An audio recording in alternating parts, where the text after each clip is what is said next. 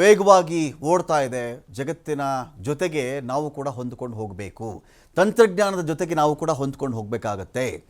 ಈಗ ಇರತಕ್ಕಂಥ ಲೇಟೆಸ್ಟ್ ವಿದ್ಯಮಾನಗಳು ಯಾವುದು ಅಂತ ಹೇಳಿದ್ರೆ AI ಅಂತ ಹೇಳಿ, ಆರ್ಟಿಫಿಷಿಯಲ್ ಇಂಟೆಲಿಜೆನ್ಸ್, ಕೃತಕ ಬುದ್ಧಿಮತ್ತೆ ಅಂತ ಕರೀತಾರಲ್ಲ, ಇದು ಬಂದ್ರೆಲ್ಲ ಈಸಿ ಆಗಿಬಿಡುತ್ತೆ. ಅದು ಒಂದು ಭಾಗ. ಎಸ್, ಅದು ಕೂಡ ನಮಗೆ ಪ್ರಯೋಜನಕಾರಿಯಾಗಿಯೇ ಬರ್ತಾ ಇದೆ. ಇದರಲ್ಲಿ ಯಾರಿಗೂ ಅನುಮಾನಗಳು ಬೇಡ. ಆದರೆ ಇದೇ ತಂತ್ರಜ್ಞಾನ ನಮ್ಮ ಕೆಲಸಕ್ಕೆ ಕುತ್ತು ತರುತ್ತಾ?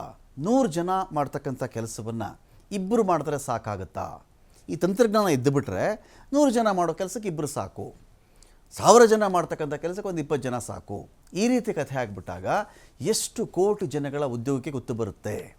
ಇದರ ಜೊತೆಗೆ ನಾವು ಅಡಾಪ್ಟ್ ಆಗದೇ ಇದ್ದರೆ, ನಮ್ಮ ಕೌಶಲ್ಯಗಳನ್ನು ವೃದ್ಧಿ ಮಾಡಿಕೊಳ್ಳದೇ ಇದ್ದರೆ ಏನು ಗತಿ?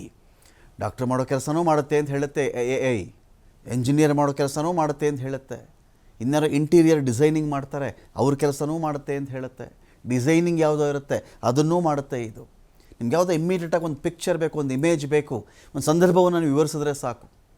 ಈ ಥರದೊಂದು ಅಪಘಾತ ಆಗಿದೆ, ಲಾರಿ ಮತ್ತು ಕಾರ್ ನಡುವೆ ಅಪಘಾತ, ನನಗೊಂದು ಚಿತ್ರ ಬೇಕೀಗ, ನನಗೊಂದು ದೃಶ್ಯ ಬೇಕೀಗ ಅಂತ ಕೇಳಿದಾಗ ಯಾವ ಎಕ್ಸಾಕ್ಟಾಗಿ ನಿಮಗೆ ಯಾವ ವ್ಯಕ್ತಿ ಇದ್ದರೂ ಆ ಥರದ್ದು ಅಲ್ಲದೇ ಇದ್ದರೂ ಕೂಡ ನಿಮಗೆ ಆ ಒಂದು ಕತೆ ಹೇಳಲಿಕ್ಕೆ, ಆ ಸ್ಟೋರಿ ಹೇಳಲಿಕ್ಕೆ ಏನು ಬೇಕೋ ಅದನ್ನು ಕೊಟ್ಟುಬಿಡುತ್ತೆ. ಹಾಗಾದಾಗ ಆ ಕೆಲಸವನ್ನು ಇಲ್ಲಿವರೆಗೂ ನಂಬ್ಕೊಂಡು ಬಂದಿದ್ರಲ್ಲ, ಅವ್ರ ಗತಿ ಏನು ಅಂತ ದೊಡ್ಡ ಪ್ರಶ್ನೆ ಬರ್ತಾ ಇದೆ.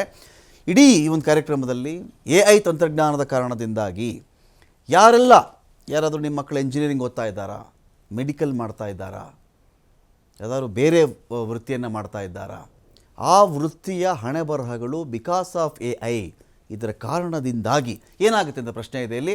ನೋಡಿ, ಈ AI ಬಂದ ಮೇಲೆ ಈಗಷ್ಟೇ ಚೀನಾದ ಕಡೆಯಿಂದ ಡೀಪ್ ಸೀಕ್ ಅಂತ ಬಂದುಬಿಟ್ಟಿದೆ. ChatGPT ಇದೆಲ್ಲ ಅಮೆರಿಕ ಕಡೆಯಿಂದ ಇತ್ತು. ಈ ಡೀಪ್ ಸೀಕ್ ಅನ್ನೋದು ಅಮೆರಿಕಾಗೆ ಸಡ್ಡು ಹೊಡೆದು ನಿಂತಿದೆ ಅಂತ ಒಂದು 52 ಕೋಟಿ ರೂಪಾಯಿ ತಯಾರಾಗಿಬಿಟ್ಟಿದೆ. ಇದೇ ತಂತ್ರಜ್ಞಾನವನ್ನು ಎಲ್ಲ ಕ್ಷೇತ್ರಗಳಲ್ಲಿಯೂ ಬಳಸಿಕೊಂಡು ಹೋದರೆ ಉದ್ಯೋಗ ನಷ್ಟ ಹೇಗಿರುತ್ತೆ? ಇದಕ್ಕೆ ನಾವು ರೆಡಿ ಇದ್ದೀವಾ? ಮೊದಲೇ ನಮ್ಮಲ್ಲಿ ಉದ್ಯೋಗ ಇಲ್ಲ. ಭಾರತದಲ್ಲಿ ಉದ್ಯೋಗ ಸೃಷ್ಟಿ ಕಷ್ಟ ಆಗ್ತಿದೆ ಎನ್ನುವ ಕಾಲಘಟ್ಟದಲ್ಲಿ AI ಕೂಡ ಆ್ಯಡ್ ಆಗಿಬಿಟ್ರೆ ಉದ್ಯೋಗ ಹೊಸದಾಗಿ ಸೃಷ್ಟಿ ಮಾಡೋದು ಬಿಟ್ಬಿಡಿ, ಇರೋ ಉದ್ಯೋಗವನ್ನು ಉಳಿಸ್ಕೊಂಡ್ರೆ ಸಾಕಪ್ಪ ಎನ್ನುವ ಒಂದು ಹಂತಕ್ಕೆ ನಾವು ಹೋಗ್ಬಿಡ್ತೀವ.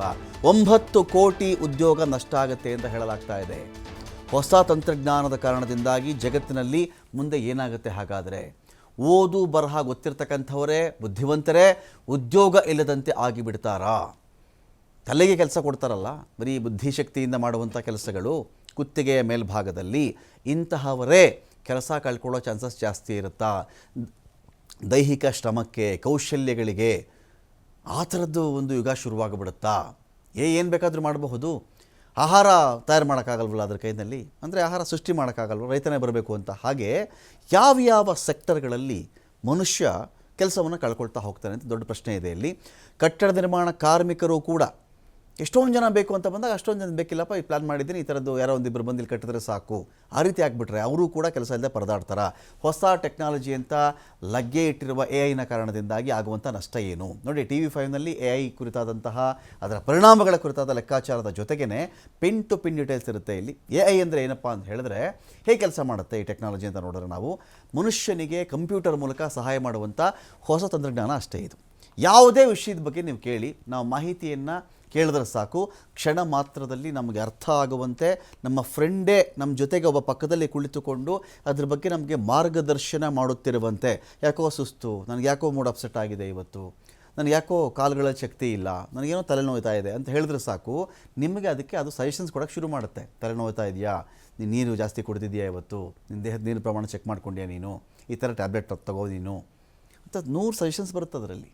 ಅದರಲ್ಲೂ ಫಿಲ್ಟರ್ ಮಾಡಿ ನಮಗೆ ಎಷ್ಟು ಬೇಕೋ ಅಷ್ಟನ್ನು ಕೂಡ ಕೊಡುವಂತಹ ಎಕ್ಸಾಕ್ಟ್ ಇನ್ಫಾರ್ಮೇಷನ್ ಕೂಡ ಇರುತ್ತೆ ಎಂದಾಗ ಈ ಕೆಲಸಗಳಿಗೆ ನಾವು ಎಷ್ಟು ಕ್ಷೇತ್ರಗಳ ಮೇಲೆ ಅವಲಂಬನೆ ಆಗ್ತಾ ಇದ್ವೋ ಆ ಅವಲಂಬಿತ ಕ್ಷೇತ್ರಗಳ ಕಥೆ ಏನು ಅಂತ ದೊಡ್ಡ ಪ್ರಶ್ನೆ ಇದೆ ಇಲ್ಲಿ. ಗುಡ್ ಮಾರ್ನಿಂಗ್ ಅಂತ ಮೆಸೇಜ್ ಮಾಡಿ ಮೇ ಐ ಹೆಲ್ಪ್ ಯು ಅಂತ ಅದು ಕೇಳುತ್ತೆ ನಮ್ಮನ್ನು.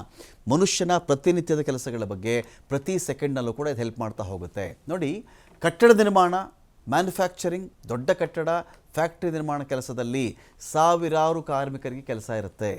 ಇಂಥ ಕೆಲಸದಲ್ಲಿ 3D ಪ್ರಿಂಟಿಂಗ್ ಮಷಿನ್ನ ಬಳಕೆ ಏನಾದರೂ ಮಾಡಿದ್ರೆ, ಈ 3D ಪ್ರಿಂಟಿಂಗ್ ಮಷಿನ್ ಬಳಕೆ ಮಾಡಿದಾಗ ಇಲ್ಲಿ ಎಷ್ಟು ಪ್ರಮಾಣದಲ್ಲಿ ಮಿಕ್ಸಿಂಗ್ ಮಾಡಬೇಕಪ್ಪ? ನೀಲಿ ಕಲರ್ ಬಣ್ಣ ಹೊಡಿಬೇಕು ನಾನು, ಎಷ್ಟು ಕಲರ್ ನಾನು ಮಿಕ್ಸಿಂಗ್ ಮಾಡಬೇಕಿಲ್ಲಿ, ಯಾವುದು ಕಾಂಬಿನೇಷನ್ ಏನು ಮಾಡಬೇಕು, ಈ ಥರದ್ದು ಕೇಳಿದ್ದಾರೆ ಕಟ್ಟಡ ಮಾಲೀಕರು. ಈ ಡಿಸೈನ್ ಬರಬೇಕು ಅಂತ ಹೇಳಿದ್ದಾರೆ. ಹೇಗೆ ಮಿಕ್ಸಿಂಗ್ ಇದು, ಎಷ್ಟು ಮಿಕ್ಸಿಂಗ್ ಮಾಡಬೇಕು ಅಂತ ಹೇಳಿದ್ರೆ ಅದನ್ನು ಅದು ಎಕ್ಸಾಕ್ಟಾಗಿ ಹೇಳುತ್ತೆ. ಅದೇ ಪೇಂಟ್ ಕೂಡ ಮಾಡುತ್ತೆ ನಿಮಗೆ. ಅಂದರೆ ಆ ಮಟ್ಟದಲ್ಲಿ ಒಂದು ಟೆಕ್ನಾಲಜಿಯನ್ನು ಅದು ಬಿಲ್ಡ್ ಮಾಡ್ಕೊಂಡು ಹೋಗುತ್ತೆ. ಅದನ್ನು ಗೈಡ್ ಮಾಡಿಬಿಡುತ್ತೆ, ನಮ್ಗೆ ಇಷ್ಟು ಹಾಕಪ್ಪ ನೀನು ಮಿಕ್ಸ್ ಮಾಡ್ಕೊಂಡು ಹೋಗು ಅಂತ ಹೇಳಿ. ಫರ್ನಿಚರ್ ಕೆಲಸ ಮಾಡ್ತಾರಲ್ಲ, ಕಾರ್ಪೆಂಟರ್ಗಳ ಕೆಲಸಕ್ಕೂ ಕೂಡ ಕೂತು ಬರುತ್ತೆ ಅಂತ ಹೇಳಲಾಗ್ತಾ ಇದೆ. ಲಿಫ್ಟ್ ಸೇರಿದಂತೆ ಇತರೆ ಟೆಕ್ನಿಕಲ್ ವರ್ಕ್ನಲ್ಲಿಯೂ ಕೂಡ ಕೆಲಸ ಮಾಡುತ್ತೆ ಇಲ್ಲಿ. ಲಿಫ್ಟಲ್ಲಿಯೂ ಕೂಡ ಅಂದರೆ ನಿಮಗೆ ಒಂದು 100 ಜನ ಮಾಡ್ತಕ್ಕಂಥ ಕೆಲಸವನ್ನು ಅದು 5 ಜನ 4 ಜನ 10 ಜನಕ್ಕೆ ಇಳಿಸಬಲ್ಲದು. ಅದು ಟೆಕ್ನಿಕಲ್ ವರ್ಕ್ನಲ್ಲಿಯೂ ಕೂಡ AI ಕೆಲಸ ಅನೇಕರಿಗೆ ಕೆಲಸವನ್ನು ಹೋಗುವಂತೆ ಮಾಡಿಬಿಡುತ್ತೆ ಅಂತ. ಮ್ಯಾನುಫ್ಯಾಕ್ಚರಿಂಗ್ ಕಂಪನಿಗಳಲ್ಲಿಯೂ ಕೂಡ ಕಾರ್ ಅಸೆಂಬಲ್ ಮಾಡೋದಿದೆ AI. ನಿಮಗೆ ಗೊತ್ತಿರಲಿ, ಒಂದು ರೋಬೋ ಒಂದು AI ಎರಡು ಇಟ್ಕೊಂಡ್ಬಿಟ್ರೆ ಸಾಕು ರೀ. ಹೆಚ್ಚು ಕಡಿಮೆ ನೋಡಿ, ಆ ರೋಬೋ ಯಾವತ್ತೂ ಸಂಬಳ ಕೇಳಲ್ಲ. ನನಗೆ ಹುಷಾರಾಯಿತು ಅಂತ, ಹುಷಾರಿಲ್ಲ ಅಂತ ಹೇಳಲ್ಲ, ಸುಸ್ತು ಅಂತ ಹೇಳಲ್ಲ, ರಜೆ ಕೇಳಲ್ಲ, ಅದು ನನಗೆ ಇಂಕ್ರಿಮೆಂಟ್ ಕೊಡು ಅಂತ ಕೇಳಲ್ಲ, ಸ್ಯಾಲ್ರಿ ಕೇಳಲ್ಲ, ನನಗೆ ಬೋನಸ್ ಕೊಡು ಅಂತ ಕೇಳಲ್ಲ. ಇಟ್ಕೊಂಡು ಅದೊಂದು ರೋಬೋಗಳು ಇಟ್ಕೊಂಡ್ಬಿಟ್ರೆ ಮುಗೀತಲ್ಲ. ಒಂದು ಕಾರನ್ನು ಅಸೆಂಬಲ್ ಮಾಡಬೇಕಾದಾಗ ಎಷ್ಟು ಸಾವಿರಾರು ಪಾರ್ಟ್ಸ್ ಇರುತ್ತೆ ಒಂದು ಕಾರಲ್ಲಿ, ಎಂಜಿನ್ಗಳಲ್ಲಿ ಸಾವಿರಾರು ಪಾರ್ಟ್ಸ್ಗಳಿರ್ತವೆ. ಅಷ್ಟು ಪಾರ್ಟ್ಸ್ ಅಸೆಂಬಲ್ ಮಾಡು ಅಂತ ಹೇಳಿದ್ರೆ ಹೇಗೆ ಹೇಳ್ಬಿಟ್ರೆ ಎಲ್ಲಿಯೂ ತಪ್ಪಿಲ್ಲದಂತೆ ಮಾಡಿಬಿಡುತ್ತೆ ಅದು. ಅಮೆರಿಕದ ಅಮೆಜಾನ್ನ ದೊಡ್ಡ ವೇರ್ ಹೌಸ್ನಲ್ಲಿ ಯಾರೂ ಕೆಲಸದವರೇ ಇಲ್ಲ ಅಂದರೆ ನೀವು ನಂಬಬೇಕು.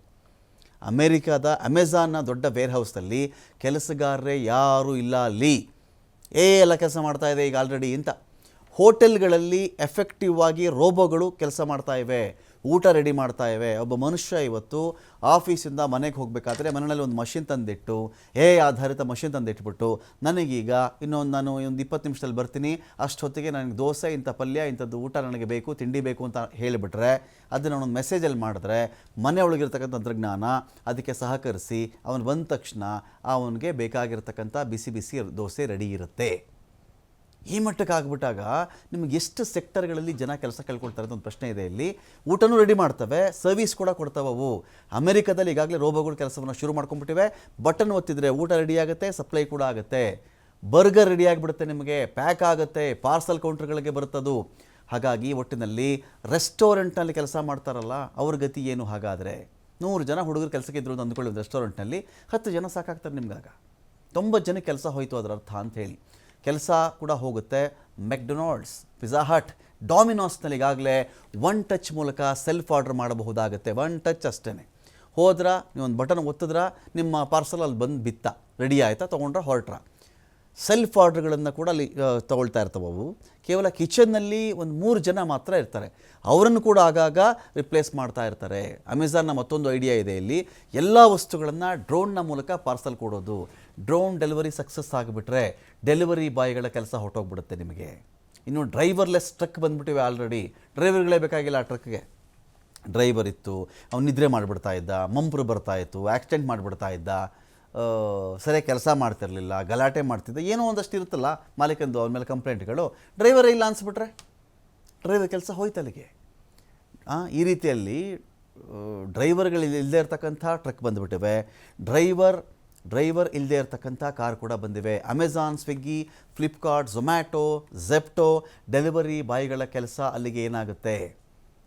ಅವ್ರಿಗೆ ಏನು ಮಾಡಬೇಕು ಅಂತ ದೊಡ್ಡ ಪ್ರಶ್ನೆ ಇದೆ ಇಲ್ಲಿ. ಮನೆಯೊಳಗೆ ಕಸ ಗುಡಿಸೋದು, ಅಡುಗೆ ಮಾಡೋದಕ್ಕೂ ಕೂಡ ಕೆಲಸದವ್ರು ಬೇಕಾಗಲ್ಲ. ಟೆಸ್ಲಾ ಕಂಪನಿ ಒಂದು ರೋಬೋನ ಹೊರತಂದಿದೆ, ಇದು ಕಸ ಗುಡಿಸುತ್ತೆ ನಿಮಗೆ, ಅಡುಗೆನೂ ಮಾಡುತ್ತೆ ನಿಮಗೆ.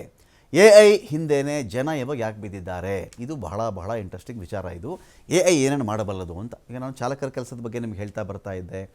ಬಂದು ಕಟ್ಟಡ ನಿರ್ಮಾಣ ಕೆಲಸದಲ್ಲಿ ಪೇಂಟ್ ಮಿಕ್ಸಿಂಗ್ನ ಕೆಲಸಕ್ಕೆ ಸಂಬಂಧಪಟ್ಟಂತೆ ಹೇಳ್ತಾ ಇದ್ದೆ. ಈಗ ನೋಡಿ, ಜನ ಯಾಕಪ್ಪ ಆರ್ಟಿಫಿಷಿಯಲ್ ಇಂಟೆಲಿಜೆನ್ಸ್ನ ಹಿಂದೆ ಬಿದ್ದರು? ಯಾಕಂದರೆ ಖರ್ಚು ಕಡಿಮೆ, ಕೆಲಸ ಜಾಸ್ತಿ. ಇದು 1 ಟೈಮ್ ಇನ್ವೆಸ್ಟ್ಮೆಂಟ್. ಒಮ್ಮೆ ಇದಕ್ಕೆ ನಾವು ದುಡ್ಡು ಹಾಕ್ಬಿಟ್ಟು ತೊಗೊಂಡ್ಬಿಟ್ರೆ ಆಯಿತು. ಇದಕ್ಕೆ ಸುಸ್ತಾಗಲ್ಲ, ಜ್ವರ ಬರಲ್ಲ, ಸುಳ್ಳು ಹೇಳಲ್ಲ, ಇಷ್ಟೇ ಗಂಟೆ ಅಂತ ಫಿಕ್ಸ್ ಇಲ್ಲ, ಎನಿ ಟೈಮ್ ರೆಡಿ ಇರುತ್ತೆ. ಇದು ರಾಜಕೀಯ ಮಾಡಲ್ಲ. ಇದು ಪ್ರತಿ ತಿಂಗಳು ಇದಕ್ಕೆ ಸಂಬಳ ಕೊಡುವಂತಿಲ್ಲ, ವರ್ಷಕ್ಕೆ ಜಾಸ್ತಿ ಸಂಬಳ ಮಾಡಬೇಕು ಅಂತ ಇಲ್ಲ. ವಾರಕ್ಕೆ 78 ಗಂಟೆ ದುಡಿಬೇಕಾ, ಇದು 90 ಗಂಟೆ ದುಡಿಬೇಕಾ? ಈ ಚರ್ಚೆಗಳಿಗೆ ಇದು ಇನ್ವಾಲ್ವೇ ಆಗಲ್ಲ ಎಲ್ಲೂ ಕೂಡ. ನೀವೆಷ್ಟು ಕೆಲಸ ಆದರೂ ಕೊಡಿ, ಎಷ್ಟು ಗಂಟೆ ಆದರೂ ಕೊಡಿ, ನಾನು ಮಾಡ್ತಿರ್ತೀನಿ ಅಂತ ಇದು ಹೇಳ್ತಾ ಇರುತ್ತೆ ನಿಮಗೆ. ದಿನದ 24 ಗಂಟೆಗಳ ಕಾಲವೂ ಕೆಲಸ ಮಾಡುತ್ತೆ ಇದು, ರಜೆ ಹಾಕಲ್ಲ ಇದು.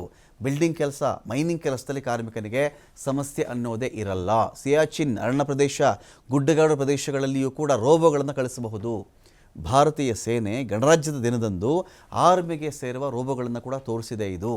ಅಂದರೆ ಮನುಷ್ಯರಹಿತ ಸೈನ್ಯಗಳು ನಿರ್ಮಾಣವಾಗ್ತಾ ಇವೆ, ಮನುಷ್ಯರಹಿತ ಡ್ರೋನ್ಗಳು, ಮನುಷ್ಯರಹಿತ ವಿಮಾನಗಳು ಇವೆಯಲ್ಲ, ಇವೆಲ್ಲವೂ ಕೂಡ. ಸೊ ಈ ರೀತಿಯಾದ ಗತಿ ಏನು ದೊಡ್ಡ ಪ್ರಶ್ನೆ ಇದೆ ಇಲ್ಲಿ. ಆಯ್ತಪ್ಪ, ಈಗ ನಾವು ಕಾಲ್ ಸೆಂಟರ್, ಮ್ಯಾನುಫ್ಯಾಕ್ಚರಿಂಗ್ ಈ ಒಂದು ಘಟಕಕ್ಕೆ ನಾವು ಬರೋಣ. ನೋಡಿ ಕಾಲ್ ಸೆಂಟರ್ ಮತ್ತು ಮ್ಯಾನುಫ್ಯಾಕ್ಚರಿಂಗ್ ಘಟಕದಲ್ಲಿ ಇಲ್ಲಿ ಏನಪ್ಪ ಆಗುತ್ತೆ ನಮಗೆ ಚೆಕ್ ಮಾಡಿಕೊಂಡಾಗ ನೋಡಿ ಎಂಜಿನಿಯರಿಂಗ್ ಕ್ಷೇತ್ರ, ಕ್ರಿಯೇಟಿವ್ ಜಾಬ್ಗಳು, social media job, admin, medical, CA ಇಂಥ ಕ್ಷೇತ್ರಗಳ ಮೇಲೆ AI ಇದೆಯಲ್ಲ ದೊಡ್ಡ ಮಟ್ಟದ ಒಂದು ಪರಿಣಾಮವನ್ನು ಬೀರ್ತಾ ಇದೆ ನಿಮಗಿದು.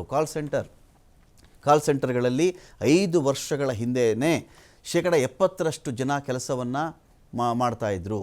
ಈಗ ಕಾಲ್ ಸೆಂಟರ್ಗಳ ಕೆಲಸ ಜಾಸ್ತಿ ಆಗಿದೆ, ವೆಚ್ಚ ಕಡಿಮೆ ಆಗಿಬಿಟ್ಟಿದೆ. ಯಾಕಂದರೆ ಇತ್ತೀಚೆಗೆ WhatsApp bot, chat bot AI ಕೆಲಸವನ್ನು ಮಾಡ್ತಾ ಇವೆ. ಇಲ್ಲಿ ಆಟೋಮೆಟಿಕ್ಕಾಗಿ ನಿಮ್ಮ ಸಂಸ್ಥೆಗೆ ಸಂಬಂಧಪಟ್ಟಂತೆ ಅದರ ನಿಯಮ, ರೂಲು, ಕಸ್ಟಮರ್ಗಳನ್ನು ಮಾತನಾಡಿಸ್ತಕ್ಕಂಥ ರೀತಿ AI ಕೆಲಸ ಮಾಡುತ್ತೆ, ಮಾತಾಡುತ್ತೆ. ಅದು ರೋಬೋ ರೆಡಿ ಮಾಡಿರ್ತಾರೆ, ಆಟೋಮೇಟೆಡ್ ಆಗಿ ಒಂದು ಮೆಸೇಜಲ್ಲಿ ಜನ್ರೇಟ್ ಮಾಡಿರ್ತಾರೆ. ಅದಕ್ಕೆ ಅದು ಏನು ಉತ್ತರ ಬೇಕೋ ಅದು ಕೊಟ್ಟುಬಿಡುತ್ತೆ. ಹಾಗಾದಾಗ ಅದನ್ನು ಮ್ಯಾನ್ಯುಲಿ ರಿಸೀವ್ ಮಾಡಿ ಏನು ಪ್ರಾಬ್ಲಮ್ ನಿಮ್ಮದು, ಏನು ಹೇಳಿ, ನಾವು ಇಂಥದ್ದು ಮಾತಾಡ್ತಾ ಇದ್ದೀವಿ, ಅವಶ್ಯಕತೆನೇ ಬರಲ್ಲ. ಆಗ ಮನುಷ್ಯನಿಗೆ ಬರಲ್ಲ. ಹಾಗಾಗಿ ಕಾಲ್ ಸೆಂಟರ್ಗಳ ಜಾಬ್ 70% ಈಗ ಹೊರಟು ಹೋಯಿತು.